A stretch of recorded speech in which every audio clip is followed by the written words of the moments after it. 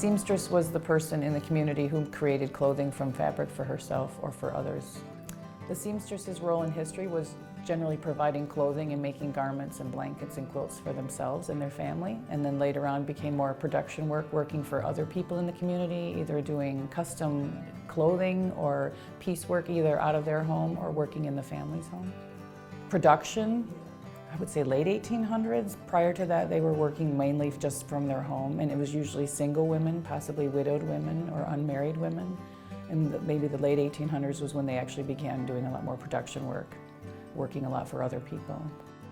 When they moved more from just working for themselves in small community and rather going out and doing more production, larger things, making wardrobes or wedding gowns or something for somebody in the community, working out of their homes rather than their own private home. And I only know from some historical things I've done, Civil War era and stuff, they would sit down in an evening and take a dress apart and remake it for one of their children or their sister or somebody, literally overnight in the evening. Especially when they were sewing by hand, it's amazing to think what they could do, what we can't do today with electric sewing machines. I think they could make a dress in a matter of a week, one of these dresses that's made of 8 yards of fabric. And that's, like you said, on top of doing cooking and cleaning and sewing and caring for their family and other things. The type of thread commonly used would have been cotton or linen, not some synthetic fibers. They weren't available. And probably early, prior to this period, they would have hand spun their own thread before they used it to sew their garments.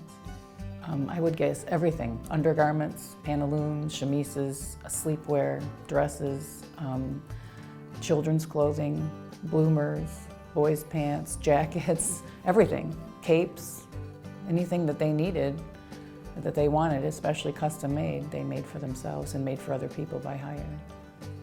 Young girls probably didn't choose to become seamstresses. It was something they were trained in from the time they were young. They learned to embroider and to sew by their mothers or grandmothers and to take care of themselves. And they probably there was very few opportunities for them to support themselves, and if they could sew and make garments for others, that was a way to make money and either support themselves if they were single or even help with their family's income.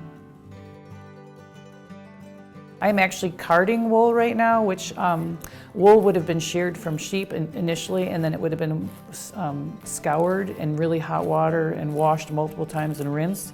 And then it would have to be carded by hand, which is really just pulling the fibers into one direction so that it's ready to spin.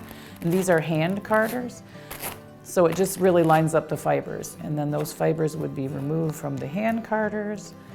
And hand carders create something called a rolag, which is just a small bunch of fiber that's ready to spin on the spinning wheel. And probably the spinner would have sat and made multiple rolags at any one time so that when she was ready to spin, she would have her fiber ready and do it in stages. So I just put a thin layer of wool on the hand carder, on the left one, and then I will pull it across the right one. And you would do this multiple times. It also helps remove vegetable matter and dirt and hay and things that sheep would have in their fiber while you're doing this. And I can show you how to spin. This is called a Saxony wheel. So this is more of a traditional style wheel. It's a double treadle wheel, so both of my feet will be working at the same time to spin the wheel, which is attached to the bobbin. And this is like a long draw method, so I keep my left hand back and my right hand, actually the fingers of my right hand will pinch the fiber to prevent the twist from going up into the wool in my left hand. And then I allow it to draw onto the bobbin. And I'm making thread. People don't use single ply yarn for anything, so I would do this, I would probably do 2 or 3 bobbins of the same yarn, and then I would ply it together in the opposite direction to prevent the twist from leaving the yarn. And then I would have double or triple ply yarn, which would be used for knitting sweaters or socks or mittens.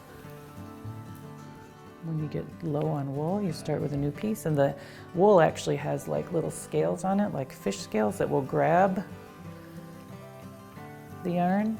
And if you make a mistake, you can pull it off and start over.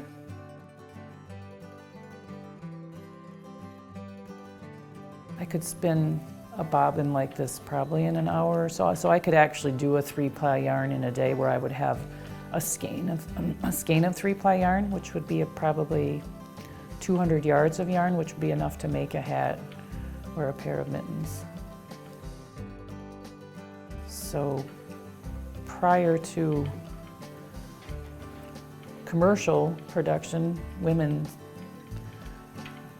probably hand sheared their own sheep and then processed the wool, carded it, washed it, spun it into yarn, and then they had a loom in the home too where they would actually weave fabric that they could make heavier clothing out of. They also used cotton and linen so they could actually weave their own fabric for sleepwear and undergarments. But wool is a heavier material which would be used for pants and jackets and sweaters and mittens and hats. I know prior to the Civil War and even after the Civil War it was considered like poor women's work because wealthier women could buy their own fabric, they didn't need to spin it. So it became a lost art for a while. Nobody wanted to admit they knew how to do it.